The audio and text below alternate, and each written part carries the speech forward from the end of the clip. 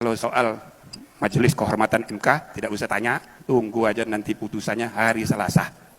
Dan sengaja kita buat agak ya biar semua dak-dikduk.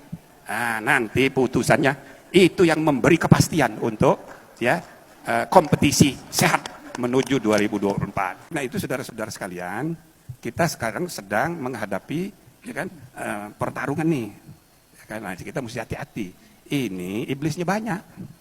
Itu loh, banyak iblisnya itu menggoda kita, ya kan? Iblisnya ada 3 macam. Ada iblis seksualitas, ada iblis harta, tapi yang paling gawat tuh iblis tahta. Kalau iblis seksualitas mainnya diam-diam, sembunyi-sembunyi. Tapi kalau iblis itu kekayaan, harta, waduh mulai ribut. Tapi yang paling ribut adalah iblis tahta. Nah, oleh karena itu mari kita ya kembali ke nurani dan kembali ke akal sehat untuk menuntun hidup kita, menuntun umat kita, menuntun warga bangsa kita ke arah yang benar. Itulah tugas kaum intelektual. Nah, kalau urusan yang pemilu ini laibun walahun, ini permainan hidup saja ini. Kan tidak semua kita ini ngerti politik. Botak 3 kali saking pinternya, tapi kan urusan politik lain lagi. Jadi tolong dipertimbangkan, renungkan hati-hati, pertimbangkan dengan matang-matang, karena yang kita pilih ini pemimpin negara. Di belakangnya itu bukan hanya kualitas orang yang kita pilih itu, tapi kita ini sedang memilih rombongan ide-ide. Gitu loh. Maka 3 kelompok itu 3 rombongan.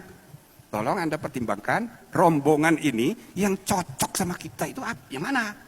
Jadi jangan karena, waduh ini orangnya hebat ini. Ya, memilih orangnya, tapi untuk memilih presiden beda dengan memilih pacar, beda. Satu pertimbangannya semata-mata persona, tapi yang lain Anda harus kaitkan dengan kepentingan lebih luas, rombongan, itu ya, rombongan ideologisnya bagaimana, rombongan paradigma berpikirnya bagaimana, rombongan historisnya bagaimana, itu. Saya ingin melanjutkan pertanyaan terakhir. Mohon izin Pak Prabowo ya. Jadi sebagai capres boleh juga dengar ini. Nah, jadi salah satu masalah yang juga serius di bangsa kita ini ialah budaya feodal. Ini salah satu tantangan yang harus kita hadapi untuk membangun peradaban masa depan.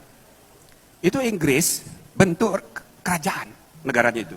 Tapi perilaku politiknya republik. Maka waktu di Melbourne tempoh hari saya kasih kuliah umum, saya bilang kalian ini bagian dari kerajaan, tapi perilakunya sudah republik. Sehingga mudah bagi Anda ini mau berubah jadi republik. Tepuk tangan, karena di sana ada isu mau berubah jadi republik. Pada senang semua.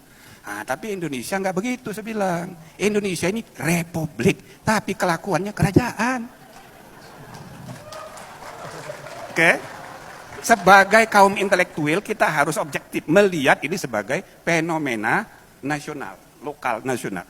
Itu yang menjelaskan semua partai mengalami pembiruan darah. Bukan cuma satu, semuanya. Semuanya. Jadi kita tidak bisa menyalahkan partai A, partai B. Nggak bisa. Nggak bisa. Kita harus melihat ini sebagai fenomena ya, yang harus dicarikan solusi jangka panjangnya. Gitu. Jadi jangan saling menyalahkan. Gitu kan? Nah, kan feodal semua ini. Kalau bicara harus punya komitmen untuk membangun peradaban bangsa, melakukan modernisasi. Gitu kan? Termasuk modernisasi budaya politik.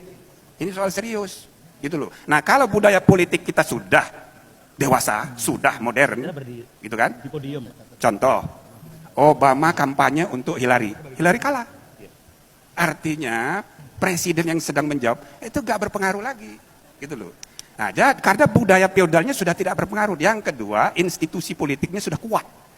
Nah, kita ini budaya politiknya masih feodal. The quality of the institution, political institution, social and economic institutionnya masih lemah. Gitu loh, masih tergantung figur.